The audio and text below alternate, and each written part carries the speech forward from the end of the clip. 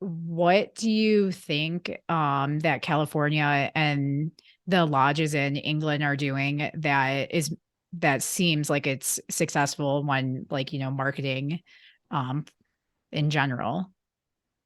So Grand Lodge of Grand Lodge of California, um, they've done a lot of work on some different social media campaigns. The most prominent one, which England is involved with now, got this red light there, is called I Am a Mason, right? It's a campaign, happens every year. Masons from California and anywhere else are encouraged to use the hashtag I'm a Mason, tag the Grand Lodge of California, and to talk about why they're a Mason and use kind of the designated picture on their social media feeds. And so you get the tags, you get the mentions, as well as taking time to kind of showcase and promote stories of the Grand Lodge of California had a really great series about lodges that are located in smaller towns in California, Hmm. which is a really interesting thing because those lodges can tend, just in general, can tend to struggle.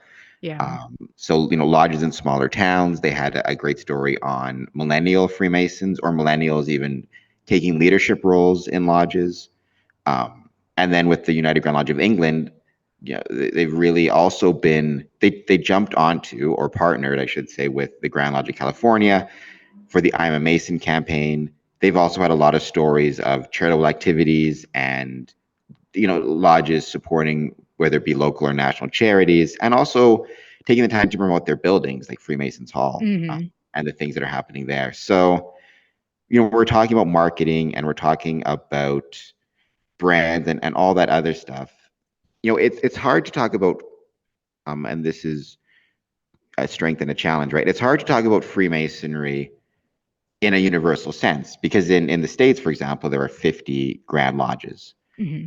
um, that each one has its own approach to things like marketing and brands and things of that nature. But you do see certain jurisdictions like California, United Grand Lodge of England, really making a concerted effort to engage in marketing, engage in brand awareness, and all Hmm. those type of things. So they're really putting an effort into it, I think, in those two jurisdictions in particular.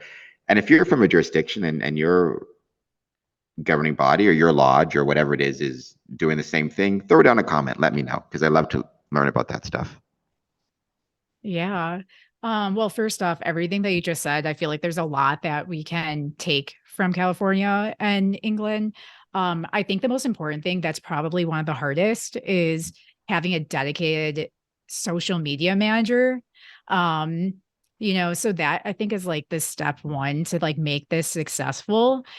Because all of the content, making sure that people know about the campaign or know what they're trying to do or get um, you know, all the members to even send in the type of content that they can share.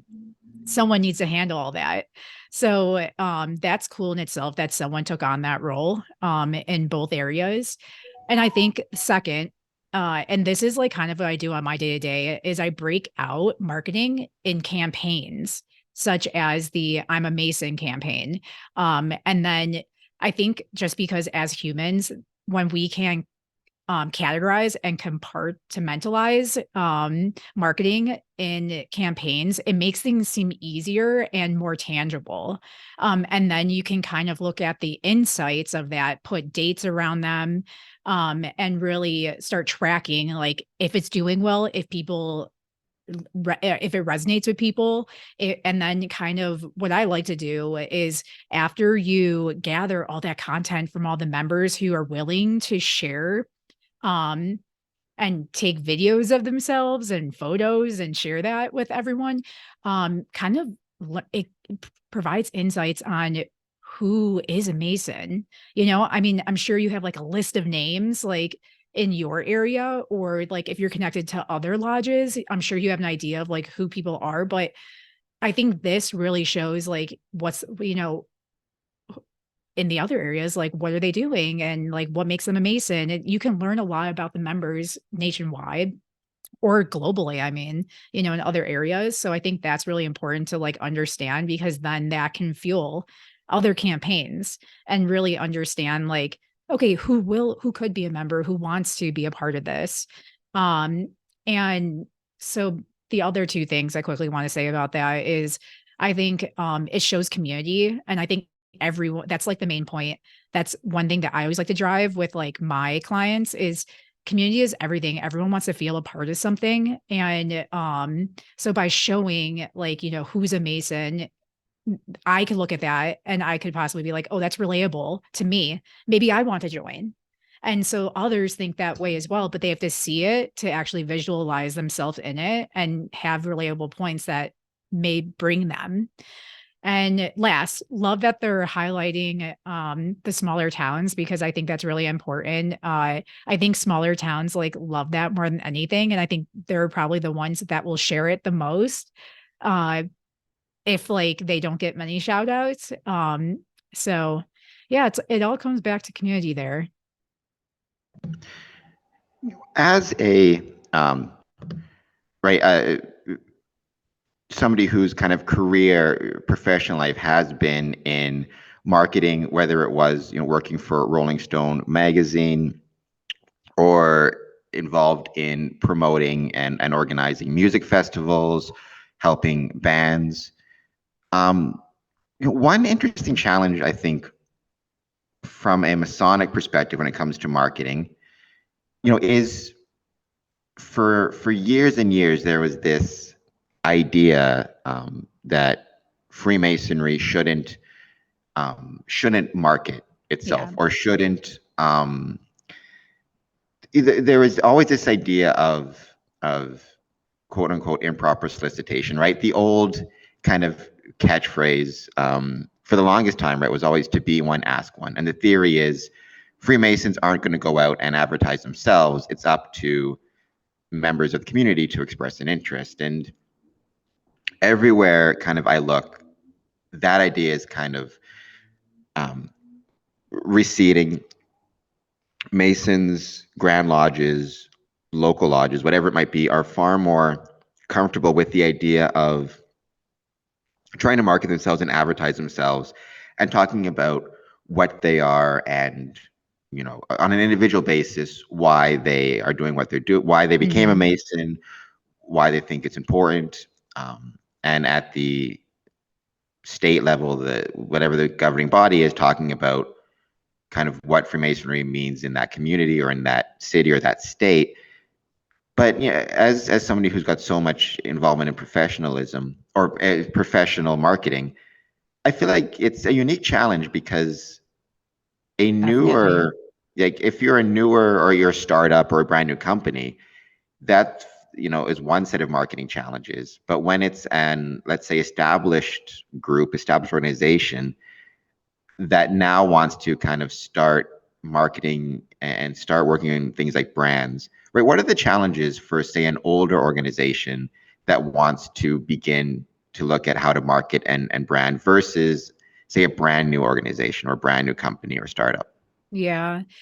I think that is very interesting. I think what you're saying, like when I hear things like that with when I work with someone or like a company that is more established, but they're trying to reframe what their company is and looks like to others. That's what we call like a rebrand. So it's really like going back internally, and that's what I do. I have these discussions where we kind of like pinpoint like, what is your mission? What resonates with members? How in the past, 5 years have you grew membership? Um, and just it's a conversation. And then like how does that translate to marketing channels and what you're comfortable with and what you can and will are willing to do? Because I think it all comes down to consistency and to keep the plan going. What the most failures I see is when things drop off, people leave, or just people stop doing what we plan to do. Cause like I just said, it's all about consistency and like keeping that conversation going within the community. I also, when I see that type of thing, other than the rebranding portion of it, it comes with a like go to market plan, if you will. And a lot of that does reflect on like who you know and like the referral basis. And then it also comes with like that the outward like how can we grow from those who maybe weren't as familiar or friends of who we already have as part of the masonry. So it's kind of multi-leveled here. There's a lot more that we would have to do, and that comes with the plan. But I will tell you, this is more rare. Like this situation, I could definitely see why it's a challenge. But if everyone's on board to evolve, then I think that is the first step. Like changing the mentality and being okay and comfortable with doing new things. I do feel like we jumped a little bit ahead. I do want to actually ask you, and this is going to seem super basic for like professional marketer, but for us in the Masonic world, right? Who this is kind of a new area for us. Like, how would you Mhm. define brand, and how would you define brand awareness? Okay. Okay. Okay. So a brand is like really defining like who you are, as an organization or a company or an individual.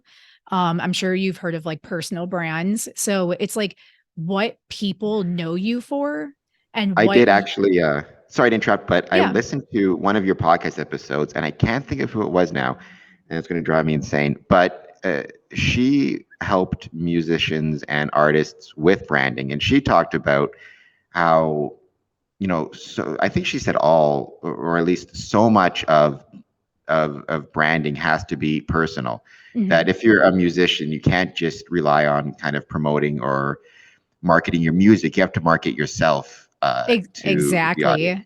And I think that applies to what we're talking about, because it's an organization. It's made up of a bunch of individuals. So it really does stem from like who's involved. And like the brand aspect of it is like knowing why people come to you, how you are viewed outside, and like that translates to like the marketing pieces such as social media.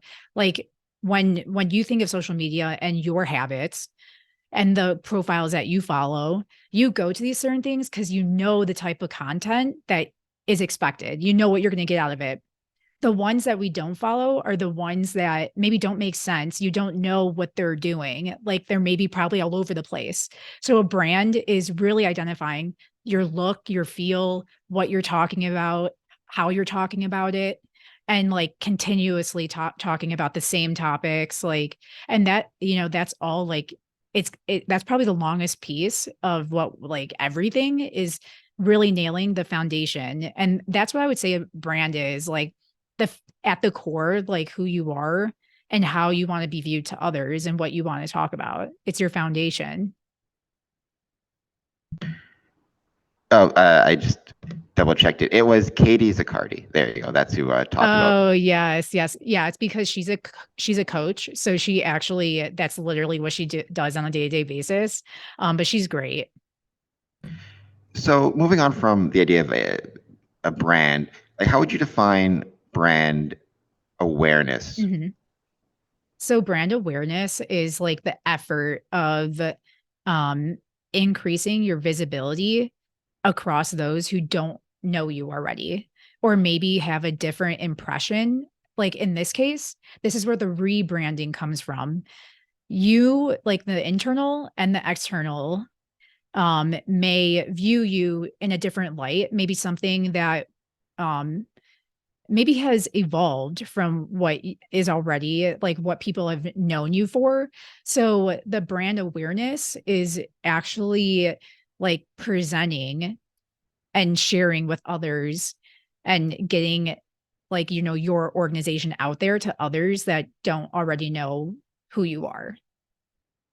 So it's really just like spreading the message and gaining visibility.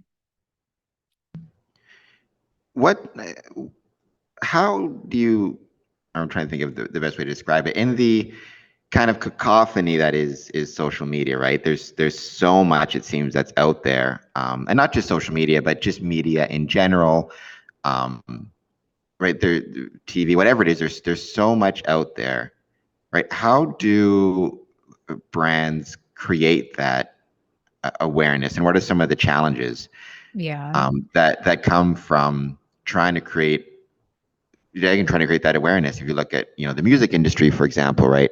If you're a new artist, you're probably one of, I don't know, a million artists putting stuff Millions. online, Yeah. right? So what are some of the ways that you've seen, um, basically breaking through the noise and the ability to create a brand awareness? Yeah.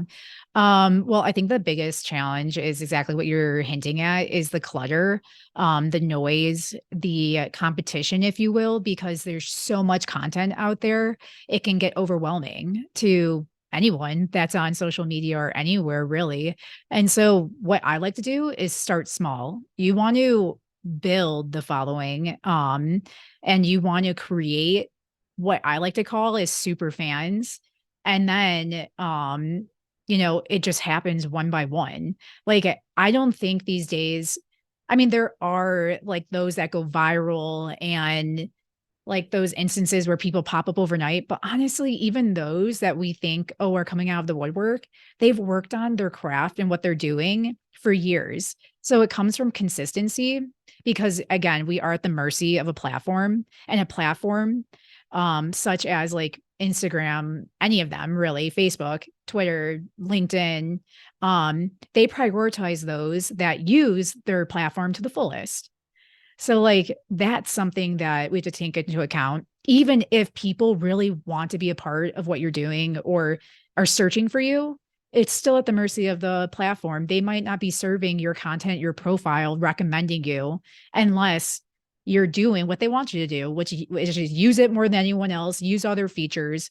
But at the end of the day, it's really building one by one.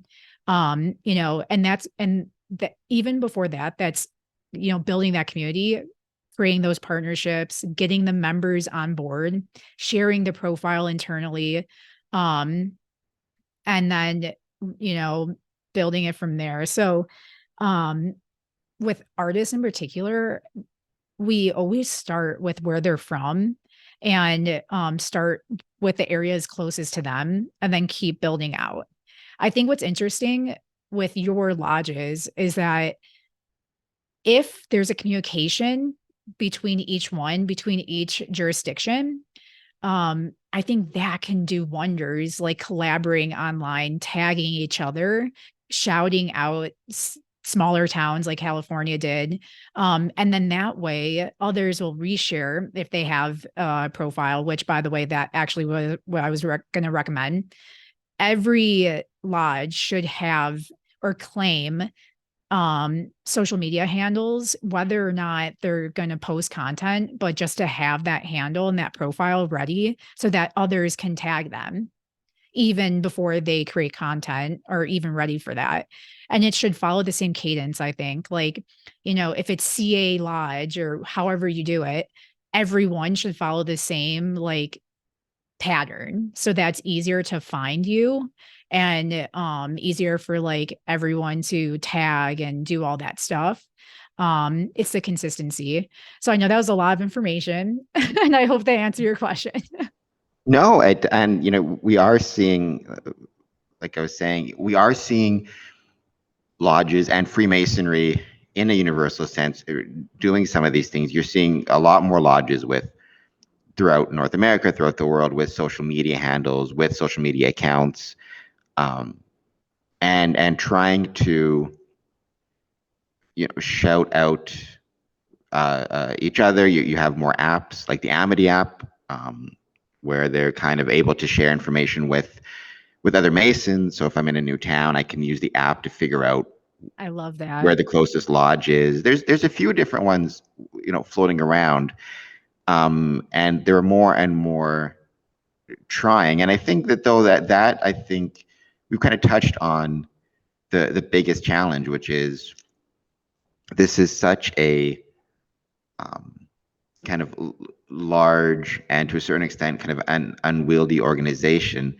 If you're well, you could use the music industry, right? If you're in a band, there might be five people in the band, and even those five won't always agree on marketing and how to market themselves. And the music Yes. industry is rife with stories of bands not liking something and falling apart and whatever it is, right? In Mhm. Freemasonry, you've got California, you've Texas, and all these different jurisdictions, um, which all may have different ideas about how best to approach marketing. And that doesn't even, then you get down to, there might be however many hundreds of lodges, which all Mhm. may have their own ideas, right? I think that is a unique challenge where it's not it's a single thing. It'd almost be like trying to market music, right? Like instead of marketing like Metallica or No Doubt or Leonard Skinner, right? If somebody were to just say, okay, market music, Mhm. and it's like, well, there's a lot of bands and a lot of different things up to market here. I think that's the really fascinating challenge of Freemasonry is how do you market kind of a concept as opposed to Right. an individual, or do you even bother doing that and just rely on and encourage each individual jurisdiction to take an active role in marketing themselves Yes. and their jurisdiction? That's what I would say, because with this, it's so broad, and I love the example that you gave, like, it's just too broad, and I think, I mean, you can test out both, but who's gonna handle that broad concept, you know? Is it gonna be you? You know what I mean? So, and each one knows their community better than anyone else, and I think there are nuances that come with territory. So, I think those who know where they're from, where they're located, stick with that. And like you're gonna hear me say this a lot because it really does come down to community and building it internally and around, whether that's events, members only events, partnerships within the community. I think, and that's what brand awareness is as well. Like partnering with other organizations, brands, what have you, to so that others who are not familiar can get used to seeing your name over and over again, and then they are interested. It's like pushing others. It's like pushing any, like, we call it like the funnel. Um, it's where the awareness at the top, it's the biggest and broadest thing you can do. And you want to send people down so that eventually they join.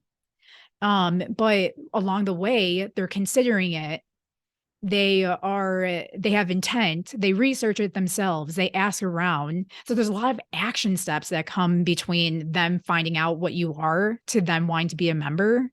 Um, but I think it also is like, what does that mean? What does it give them? What does it offer them? And like what are the steps that they have to take to even become a member? I think that's all very important information to share as well. But again, like I don't think you necessarily, and this is getting really into the weeds, like with messaging. I think social media is really good with the awareness piece, but you don't necessarily want to share, like, how can someone become a member on social media? Because I think that's too far down, if you know what I mean. So like that's like a big piece of the pie too, is like, what type of messaging should I share on all these different channels and mediums? Although you bring up a really interesting point, um, and it's something I've um, struggled with or been trying to change the dynamic on a little bit, and you're seeing that with a lot, right? The idea of marketing or creating brands with the purpose of attracting membership. Mhm. Um, it's a really interesting for a long time, to the extent that there was. It seems like Freemasonry, and I think this is true for everything, kind of went in this pendulum always swinging too far. For a long time, the emphasis seemed to be on just raw numbers. So, how many Mhm. members do you have?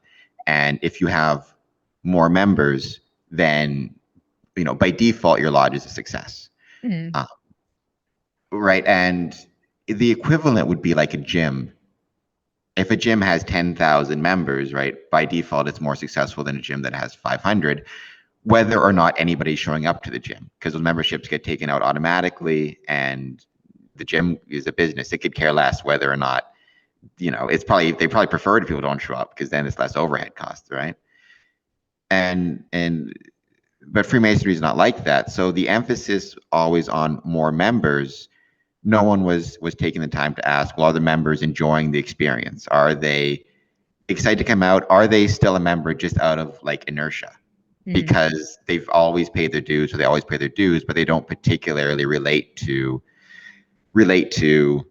the experience, or have any type of relationship with the lodge beyond once a year I send in a check, and I don't particularly enjoy it otherwise. But then the pendulum seemed to have swung the other way, where there was this idea that membership numbers are irrelevant, which strikes me as crazy too, because you need a minimum, if for no other reason than to keep the lights on, right? And it seems to me though that I like the idea of the funnel. Like it seems to me when Freemasonry is, or lodges or jurisdictions are talking about marketing and brands, the goal shouldn't be to create more members, but it should be to create more um, respect in the community, right? mhm, So if somebody's passing by a Masonic temple or a Masonic lodge or a Masonic building, they feel as though they're happy that that building is there. Even if they mhm, have no intention of joining, they're happy that it's there because to them that says something about their community, which it used to in the 20s, and in the 20s and again in the 50s, right? If a Masonic lodge was being built in your town, it says something about your town, right? It mhm. said that your town was economically on the upswing, was going to have a place that people could hang out and have dances and all sorts of things like that. I think that needs to be the emphasis, first of all, right? Instead of focus on trying to make more Masons, just focus on trying to be more appreciated in your communities. And then from there, the membership will come, as Right. opposed to kind of an overt emphasis on just raw numbers, because, you can bring in all the people you want if you're not then thinking about how to do the next steps with them and make it work. I don't think it's going to be successful, but that has always been an interesting kind of side conversation in marketing. Why are we marketing to make more Masons? Are we marketing to just get our buildings used more and rented out more? Right. And there's still that tension between what is the purpose of our brand and Mhm. our marketing. And that's exactly where the conversation should start. Like, I think, everyone sees that social media is such this huge phenomenon that everyone's on, but not everyone has to use it in the same ways. You know what I mean? What I'm hearing is like, if you want to be, well, first off, you got to break it down by goals like that. And that's how campaigns are created. And that's how you choose the channels and the messaging. But it all comes down to the goals and who you're targeting. If you're targeting the community who may not want to be members right away, who are what I would consider non-members, maybe not exactly understanding of what your organization does, but you want them to care. Well, how do you get them to care? You really highlight the community and maybe take the focus off what you are doing and talk about, the community itself, what makes it so great. Like, because I think then eventually people will think, okay, if I hear about you talking about all the time, they will start hopefully slowly minimizing the gap and start thinking, okay, can't, or like whatever your area is, I'm going to pair it with this because I see it all everywhere. I see that they give back to the community. So then I want to start paying attention to them. It's like really understanding what people care about. And then the others, such as new members, active members, inactive members, that is more like, a lot of that is all separate campaigns because it all has different messaging. And that's how I'd break it out. If you want your members to start going to things, maybe that's more of like a email communication thing, focusing on them and how do we get them more involved? What do they care about? And then the other things such as like the events, that's all separate, like if you're trying to get people to book out the lodge for something such as a show, like what England was doing, what you mentioned earlier, that's all very different because it's all very different people and what they care about. So I think that's just something to keep in mind, just the general purpose, your messaging, and who you're trying to reach, because that determines where, when, and like all the stuff after that. Yeah, and that came up in a few of your podcasts. Um, even I think one with Charles Gatson. I think it was Mm-hmm. the idea of and Katie mentioned before the idea of like relationships with the audience and how it's interesting because you're putting out in theory you're putting out one video, it's seen by however many people it's seen by, but people have a different relationship with that video. Like a Mason will perhaps have a different relationship with a advertisement or a marketing thing about Freemasonry than a non-Mason, Mm-hmm. than a family member who's a Mason, right? It seems like so much of the emphasis is on developing these relationships Yes. and trying to trying to cater different types of messaging for different types of relationships. Yeah. And we all take in content differently. Like, for example, people may not see the connection right away on what I'm talking about in my episodes of my podcast, because right away they'll see, oh, this is maybe just for musicians. But it can translate. It's just how we say it. And, as we know, we need to, there's like a statistic out there where any person needs to see something like 7 times before it sinks in. But and that's what we learn too by doing things over and over again, trial and error, is like understanding what type of message resonates with each individual target audience that we're speaking to, whether they're a Mason, family member, non-member, friend, community member. We all look at the same kind of idea in different ways. And so that's like also part of marketing, is like identifying why these things resonate with certain people, and then like double down on that, or like really dissect it and like change things slightly. I think like when people fall into a routine is when marketing's not going to work, because they keep doing the same thing, and then you know their goals are not being met.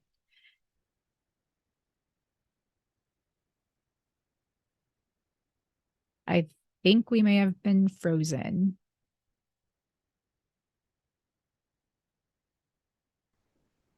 Oh, you froze there for a second. Can you hear me now?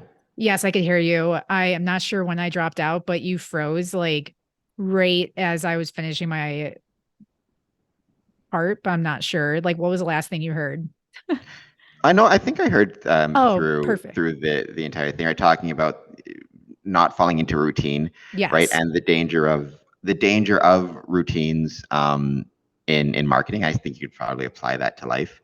Yes. Um, the I liked a lot what you said about the 7 time statistic, because I think that I just did a podcast with a good friend of mine, Cameron Bailey. When your name's Cameron, you're a Yes, smart and Cameron's. good-looking fella. Yes, we're all great. He's working on with a lodge right now in Washington State, but we were talking about like you need to not just communicate, but almost over communicate. Like if you're trying to get people out to an event, if you're trying to let people know about something, um, you can't just say it once or twice. You have to say it at least 7 times, if not more, especially when we talked about the noise of social media. People are just so much noise out there. You need to repeat it over and over. And it may feel to you like you've said it too many times, but the person to the person getting the message, they may only hear it once out of the 20 times you say it or whatever it is. It's true, and we all have different consumption habits. So like when you post something at noon, I might not have seen it. So like the important part of that is like scheduling at different times of the day, trying different days, so that you can maybe hit different people. But I think also one thing to note is like, yes, over communicate what you're trying to accomplish. But I think those who are more successful are those who share the benefits of who they're trying to target. Because I mean, we've come across those annoying brands where it seems like they only want to talk about themselves and I don't really know what they're trying to do. But those who are successful are sharing why, the why of it, like why your followers or those you're trying to reach, and if it's an event, you know, who you're trying to get there, that it benefits them, that, you know, there's information in there that resonates with them. And it's not just like me. But I have an example actually of an artist that even to this day post every day the same song, and they're growing. So like you're not annoying when you're sharing it with the right people and understanding who this who wants to hear it, you know? So I think he's really identified like who his fans are. And I think that's the hardest piece is understanding who your first 100 fans are, or like in general, who cares about what you're trying to do. So I don't think you can ever be that annoying. It's just not reaching the right people. Well, if you ask my dad, I can be very annoying, but nonetheless, you know, Well, maybe you're speaking to the wrong person. you hear that, Dad? You hear that? I so my least favorite word in the English language is the word only, and I got that from Stephen King book, The Long Walk. My second least favorite word is the word just, and I really like what you had said when you talked about your podcast, right? The idea of it's just a music podcast, you know, just so yeah, if you're in Freemasonry or whatever it is, right, you're not going to have this the you get any benefit from it, right? And we've talked about this the last time we were on the podcast too, right? I think that especially in Freemasonry, but almost anywhere, right? That's a terrible attitude to Mhm. take because just because your podcast focuses and just because your podcast focuses on music, it doesn't mean that there's not some pretty valuable lessons that other organizations, other brands, other lodges can take from it, right? And like I said, listening to the podcasts with Katie and you know, you get some really good ideas about um, what it means to market, what it means to create a brand, and I think if you're interested in music, right, that can be maybe a bonus, but the content is applicable to Mhm. so many different aspects and so many different organizations that I think, and I think it would definitely behoove Masons, whether you are more active in it, like California, or whether you're just starting and trying to be, right, to take a look at what are other industries doing, what is the music industry doing, or what did Apple do, what you know, what are they doing, and how can we take advantage of that and learn from it and put our own spin on it. Exactly. And I think like, yes, I think as humans, it's easier to categorize and look at, you know, if there's marketing for Freemasons, like that would be ideal, of course, because it's easiest for our brains to be like perfect instead of researching and looking out there. But I think in this particular case, the most important thing is to focus on the goal, and look at other brands and organizations and industries that have similar goals and what they're doing. And that's how we can narrow it down. I am curious, and I've touched on this with some other podcast guests and even in the written stuff. I am curious, what is your relationship like with music in general? Like, what do you hear when you hear a song? Because you know, I joined Freemasonry in 2007. Um, and I'd say, very active in it in the last uh, probably since 2015 is when I really became heavily active in it. You know, and my relationship with Freemasonry has changed a lot, especially, you know, I don't hear the same things I used to when I'm in a meeting or it's ritual work or whatever it is. it's such a it's such a different kind of relationship. And I've always wondered in other fields, right? Now that this is your profession, are you able to relate to a song in the same way you could before it became a profession, or are you kind of in the back of your mind always thinking about how would you market this song, things like that? No, I almost never think about like, ooh, can I work with them? Or I mean, I think I've learned along the years, like I separate my personal life from my profession. I think it took some challenges, some leaving jobs to know and like keep that because I know it's so hard. Like sometimes our career is our life, and I'm trying really hard not to make it that way. I think it's very different because like it's entertainment. And honestly, in my free time, that's basically what I decide to do. I go to concerts, I go to festivals, I you know, do the podcast, talking to artists, like so yes, my life is really surrounded around it, but when I hear music and it really resonates with me, all I can think is like, wow, how amazing is this? It sounds so good. I kind of not that I'm part of the creative process or the production aspect, but all I can think is like, wow, what it took to get there. And when I'm at concerts and like, especially festivals, when I don't necessarily know every artist that I'm about to see, I look at them and think, wow, like how happy and excited they must be to get to where they're at. And it makes me appreciate them more if like I actually love what they're doing, you know? Otherwise, if it's music that I'm not particularly fond of, I still appreciate it and respect them for doing what they're doing, but, you know, I just move on, because it's not like my type. But yeah, I get super invested in artists in general, and I think that's what got me into this is because I get so invested and like I care about it a lot. So, that hasn't changed. If anything, it's probably gone even more extreme. That's a good trick. I got to work on that, right? Because I do find I do think about like Cameron 2008, 2009, and attending lodge or a meeting was a very different experience than it is in 2023.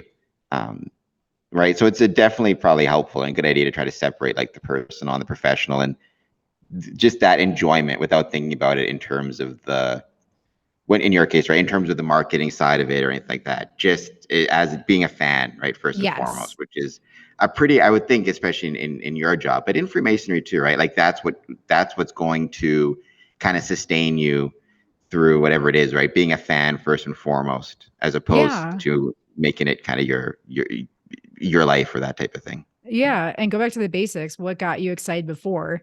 Like maybe focus on that. which is always good advice, right? And that's something I think it's something everybody in Freemasonry who's like active in it gets to that point, right? Where it gets to be a grind. So Right. Like when something starts to feel like oh man, I'm blanking on a word. When something's like it feels like oh my God, why am I blanking on this word? Like you have to do it versus a choice. That's when it like starts a feeling chore. yeah, like a chore. If it starts feeling like a chore in your life and not like a choice, I think that's when it starts to become like overwhelming or underwhelming. Um, yeah, I totally get that. So where do people check out? I'll leave a link in the comments and all that jazz. But where do people check out the Setup podcast and check out your work? I would say the easiest place is probably my website. It has all the links. It's the setupseries.com. And also all of my social media handles are that. It's the exact text. So yeah, that would probably be the best spot to Right. reach And that goes me. back to what you talked about before, consistency, right? The same social media handle across all the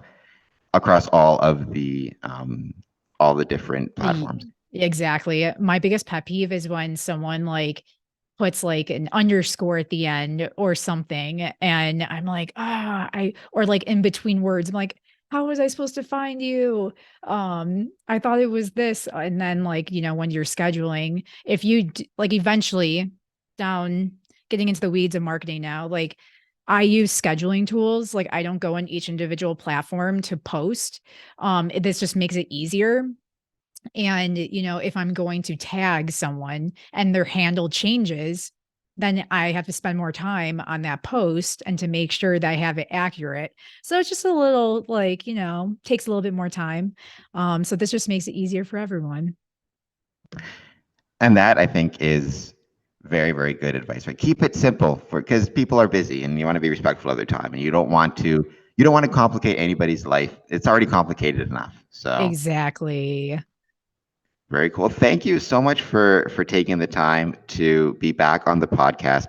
Like I was saying, well, I'll tailor this specifically to Masons, but it could apply to anybody. If you want information or ideas about marketing and brands and brand awareness, check out the Setup Series podcast, and because there's a lot of great advice in there that I think is very applicable to many different groups and organizations, including Freemasonry. So thank you so much for your time. Thank you. And I really appreciate being back here. I'm so happy we stay in contact. Happy to help whenever, like whenever you want to spitball, brainstorm some ideas. Also, I'm available to anyone if anyone wants to reach out, need ideas to start out, or if they want to take it further and they like actually need me to like help them, I can definitely do that. I've worked across so many industries. Like, yes, my focus is music right now, but I've worked with quite a few different companies, as well. So yeah, I'm here. Your content info, right, is on the website, which I'll put up. So people want to do if a lodge, for example, wants to get in touch with you to talk about how to market themselves, they can find Yes. your content info there. Yes, I have direct access. Like if you contact me through the website, I think it's like, it goes directly to my email. So yeah, I'm the one behind that. Perfect. Well, thank you so much again. Thank you so much, Cameron. Have a good one.